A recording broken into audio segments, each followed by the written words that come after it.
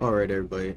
For the last couple days, week or so since I last uploaded, I've been really working on a review for Star Wars Outlaws, and uh, there we go, there we go. And I finally have it here in my handy dandy notepad. So I got a list of a couple pros and cons. No specific order that I'm going to be playing them because, or saying them because, I mean, a lot of them do play into each other. Like, for example, first off, we have, like, despite what a lot of people say, I actually really um, enjoyed the hacking and the lock picking systems that they had. I thought they were extremely unique, and you haven't really seen anything like the rhythm testing, or like the tiles reminded me for the slicing reminded me a lot of like how Alien kind of did theirs. Uh, However, the downside to that was you could never do one without the other. Like there's so many instances where you had to lock pick to slice or slice to lock pick, or I mean you never they were used so much that they kind of got really frustrating really early on. Not because of difficulty of them, because they weren't difficult, just because of how often you had to utilize those tools and skills. And there's lots of times where I skipped out whole segments of it just because I didn't want to.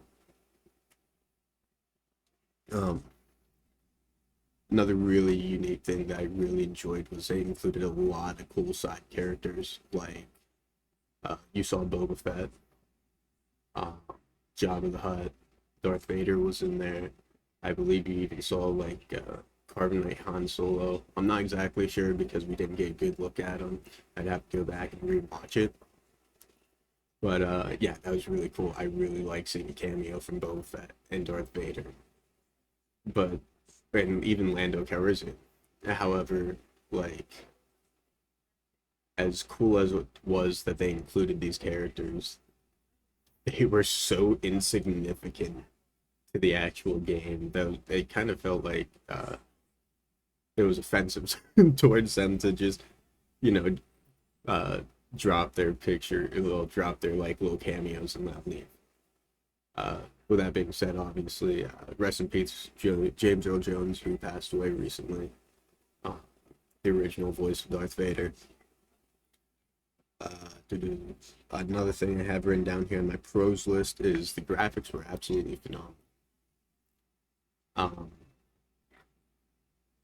I mean, the amount of different settings you could pick for gameplay and graphics in general is just so wild. Like you could pick fall damage, like intensity fall damage. You could pick intensity of like all sorts of like stealth of blaster fire, things like that. Um, Another pro was they gave you an awesome sidekick. Like I loved playing with Nyx. I loved playing with ND5. Oh yeah, to go back to the cons though, with the great graphics. With that being said, like the game requires such a high processing power to be able to process higher end graphics, and at least it did, the first week. So I just ended up kicking it back to low settings. It got to a point where I couldn't even upload videos and play, which I've never ran into an issue like that before. Uh, so I mean, it was just interesting running into. I'm not mad because I couldn't upload and play at the same time. It just like I get it. It just made it a little inconvenient for me who you know works full time overtime and has to take care of other people. Like I said, awesome sidekick. So like I really enjoyed Nyx and I really enjoyed playing as NB5. I will say though, it's very curious for me that it felt like they put more effort into like being able to pet every single animal in the game. That they definitely missed out on some other core components that could make the game from a good game or an alright game to a great game. I really loved also the amount of upgrades there were for the for the blaster, for the trailblazer, for the speeder bike. But I got all those done so early that I kind of forgot about it by mid game. Um, and the side missions too. There's so many side missions that were great, but like even with like the Jabba's Gambit, the DLC mission, the one that everyone is upset with because it cost $20-ish. Yeah, that was like one of the most boring missions ever, and it didn't even have any lasting consequences. As like, I wasn't even able to like like develop my relationship with ND5. I think like literally in the next mission, he said he was gonna shoot me after helping him clear his debt with Jabba. Uh, so let's go over to the cons list now. Besides what I already said about having way too much lock picking, hardly using the really cool side characters. Big one on a lot of people's mind is force stealth. The force stealth is atrocious. It's ridiculous. Like you're looking at like Terminator fucking stealth. It's just so weird. There were times I'd be hiding behind cover and I'd get seen.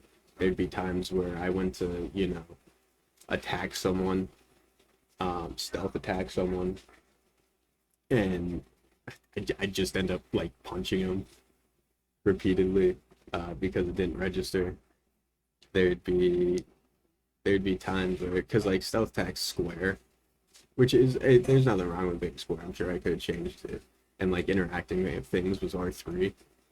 So there were times where like I'd go from playing a game on my free time and I'd go to like R3 melee someone, and I'd accidentally like use the console that they were using, and I'd get caught for stealth. So I really had an issue with the stealth issue, especially because like when you take into consideration the title of the game, Star Wars Outlaws. Like when I hear an outlaw, I think like gunslinger. I think criminal gunslinger, things like that. Uh, which actually leads into the next topic of discussion. Was the game tried so hard to be uh, politically correct, and like don't get me wrong, there's nothing wrong with kind of pandering um, to your customers. But again, like with a name like Star Wars Outlaws, I would have thought that like they would have taken kind of like a Bethesda route where like anyone in the game would be able to be shot. Um, you'd be able to make like bad/evil decisions um, to really forge like the game to your style.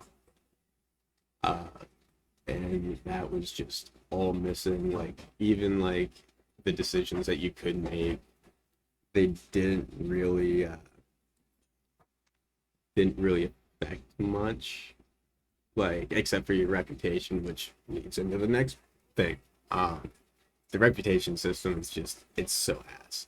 Like there's no way to say it. Like there'd be times where I'd be contracted from one syndicate to do a mission for that syndicate, and then out of nowhere, it would give me the choice of like giving it to like giving the thing that I had to steal, or changing my mind and doing the mission for a different syndicate. And I'd be like, well, nah, I don't want to do that because I don't want to hurt my reputation with guys who hired me to do this job. And then it would just fucking tank my reputation with the other syndicate, like out of nowhere. Like it was forced. There's no missions where it only affects one syndicate in a positive way. Like I think there's a few instances I had where it didn't affect it in a negative way, but I think those might be. I genuinely think those were just glitches in the mission system. Um, and with that being said, like the missions, man, missions were so difficult to get through. A lot of them, uh, mostly the non-main, the side missions, side quests, because everything was so fetch and grab. And it wasn't even like, okay, go here, kill enemies, grab this. It was go here, sneak around for half an hour to pick up this in like data card, which is going to tell you that you need to go somewhere else to sneak around for half an hour and you can't not sneak around because then you insta fail the missions, a lot of the missions at least. So you'd sneak around for half an hour, then you'd finally get the item, then it'd tell you need to return to whoever it was to turn in the quest. And like by the time you did like one side mission, you're talking about 45 minutes to an hour of time. It just felt like filler content. It did not feel like there's a lot of effort put into a lot of the side missions, which made it very difficult because you need side missions to get upgrades, um, and things like that. So like just having to waste so much time doing something that I didn't already want to do just for the sake of getting a faster engine for the Trailblazer, the ship that we used, was just it was rough. Um, yeah, another con. Absolutely, one of my biggest pet peeves of this game was the gunplay. I thought it was absolutely ridiculous that you had one blaster with three different modules in it. It just felt so shitty. Like it wasn't like an iconic blaster or anything. In fact, several times in the mission, they say that like, oh yeah, the blaster had to be refurbished, had to be fixed, had to, it was broken. Like the capacitor was bad, this, that, um, and like the fact that you just switch the modules out of it to get like an explosive pistol or an automatic single shot pistol or an ion pistol just felt so boring. Like it felt like they were cutting corners with it. Um, I much rather have just been able to have like a Far Cry style. You get like your slots that you can use, and then you can go to a vendor and change out the weapons for whatever you want. And one of my last final hitting points on here, I think I only have two more, where the missions kind of, then this kind of wraps into the too much fetch and grab point. There were just very few missions that I was like, they caught my attention, that I found were very interesting. I genuinely thought that the majority of them were so forgettable that I honestly don't remember. Like I remember doing that one mission for one of the major characters in the universe. Excuse me, major characters in the universe, Lando, and never seeing him again. Uh, and spoiler alert. Obviously, this is me after I played the game, but like honestly, the most exciting missions in the whole game, in my opinion, were the first mission and the last mission, and the only reason they were exciting was because the cutscenes. Well, I guess in the last mission you do kind of meet Lord Vader. It's like a two-part mission kind of, but yeah, like not even first mission. Honestly, let me try and remember the missions real quick. Like I said, it's very hard, very forgettable missions. Breaking into Jabba's palace to rescue Hicks was very interesting, very frustrating. It was definitely a different skill challenge. I messed up a lot, and then the final two missions, like, it's just forgettable. With that being said, my biggest gripe for the game, um, take a sip of coffee before I get into it. My biggest gripe for the game was the price. So after taxes, I paid a little over $130 for the game for the full content and everything. And like for the season pass and for all that, and I did because I am a Star Wars fan. I know Ubisoft has a very, very poor reputation when it comes to pre-ordering games through them. But just just because I was a fan, I want to get the full experience of the universe. Like I read a lot of the books, I've seen all the movies, all the shows. Like I'm really entranced by the universe. So I was really hoping with like Star Wars Outlaws that it would be at least somewhat immersive. And I found it very hard to. The character customization, another one. Wish there was character customization. Uh, that was kind of a downfall too. It was very hard to get immersive because the character customization, especially with gender fluid name, I guess, like K-Vest, like it could be a guy or a girl. That would have been easy. Kind of like V in Cyberpunk. But anyways, back to the price point. The $120 up from the $99 version. The only thing it included was a Jabba's Gambit mission, which I mentioned earlier. It was terrible. Like, it was just not a waste of money. I could see it being like a $4 maybe like DLC mission or being included in the season pass, but it just didn't do anything, didn't give you any cool upgrades or anything like that. It was very rewarding. In fact, all it did was give Jabba the Hutt a new cutscene and some extra dialogue, which was cool because obviously Jabba the Hutt's was a major character, so it was awesome that they included him in there. And it's just for an extra $20 or $30. It just it didn't make the cut.